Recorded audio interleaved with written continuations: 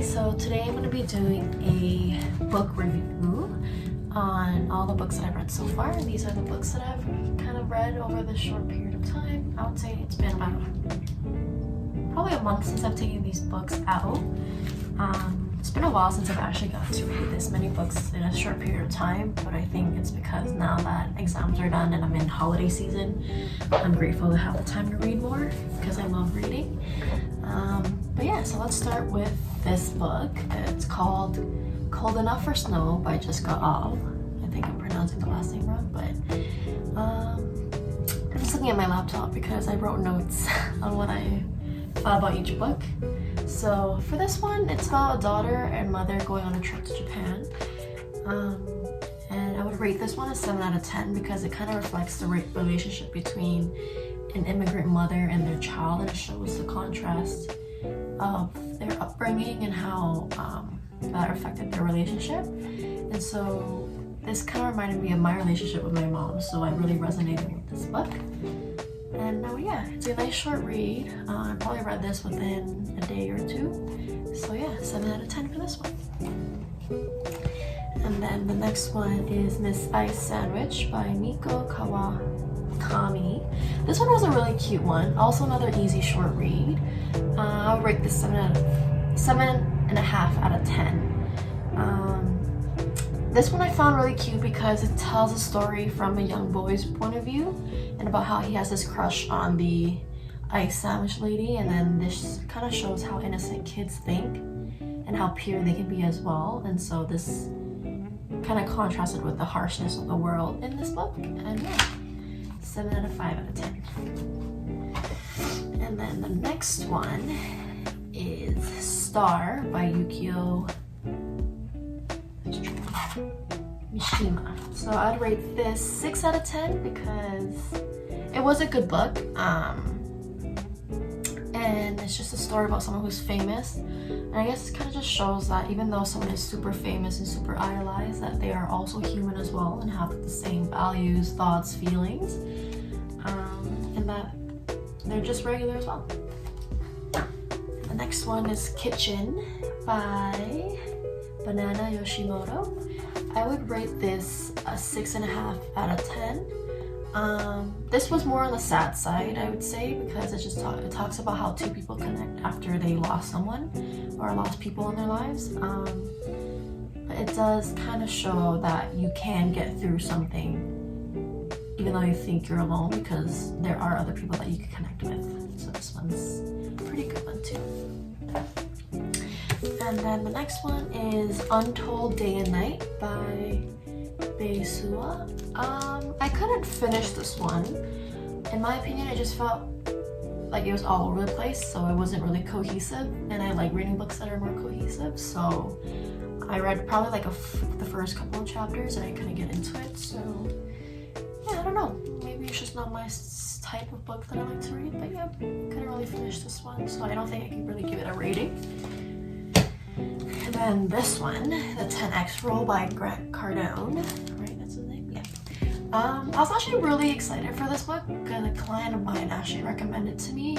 But for some reason I just couldn't get into it. I think I'm pretty picky with self-help books or like books on how to like build yourself and stuff like that. But I think I like it better when it's like pretty short. This one's a bit on the longer side, but I like when self-help books are straight to the point, relatable, and like doesn't drag on. I felt like this one kind of dragged on for a little bit and I just couldn't see the points. But yeah, so I think I read like the first 2 chapters as well and I couldn't really get into it or finish it. So yeah. The next one, this one was probably my favorite out of all the books I've taken out this round, and it's called I Want to Die But I Want to Eat Tteokbokki. It's by Bex Sehi. I'm not even sure I'm pronouncing that right. But this one I gave a high rating, 8.5 out of 10, because I really liked how candid it was. It shows the conversation between the author and her psychiatrist, and I like that it sheds a light on mental health. I think that's something really important to talk about nowadays, especially now that COVID has affected everyone's mental health. People are going through a lot nowadays, and like I feel like it's good for us to be more transparent and not be ashamed of our mental health issues and problems and stuff that we go through. So this one was a really good book, really enjoyable, really relatable, very insightful as well. So yeah, 8.5 out of 10. Highly recommend this book. And then the next one is People from My Neighborhood. I really had high hopes for this one too, because I'm all about aesthetics and the cover just looks very aesthetic to me. This one's by Hiromi Kawakami. It just shows a lot of short stories about each person from the neighborhood and like different backgrounds and such. And this one's also not as cohesive as I would like it to be, so I couldn't really finish this book either. So I kind of read like the first couple of chapters. I couldn't really continue, but yeah, but if you're interested in that kind of stuff, I'd say give it a try. And then this one is Parade by Hiromi Kawakami.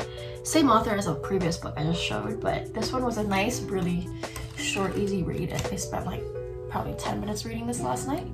And I actually really enjoyed this book. I think I was kind of confused at first, but then I realized it's a folklore-inspired book, and it kind of just shows that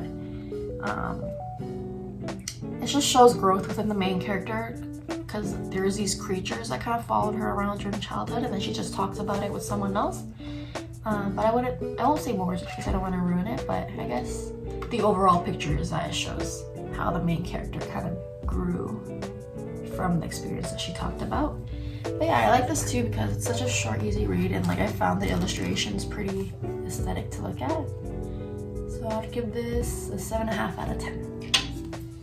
And then the last one is this one. I actually haven't had enough time to read this one, so looking at all like the story, like the summaries at the back, this one was kind of the one that I was least interested in, and so I left it for last, just knowing that if I didn't have time, I'll just skip it for now and maybe read it in the future. When I say I don't have time, it's because I borrow all my books from the library just because, you know, save money, live better, but this one's due soon and I have to return all the books pretty soon, so yeah, just didn't get to this one. This one's called Small Beauty by Wilson Yang. But yeah, maybe next time in the future I'll review this one. So yeah, thank you for watching my book review. If you have any comments, questions, let me know down below. And thank you for watching.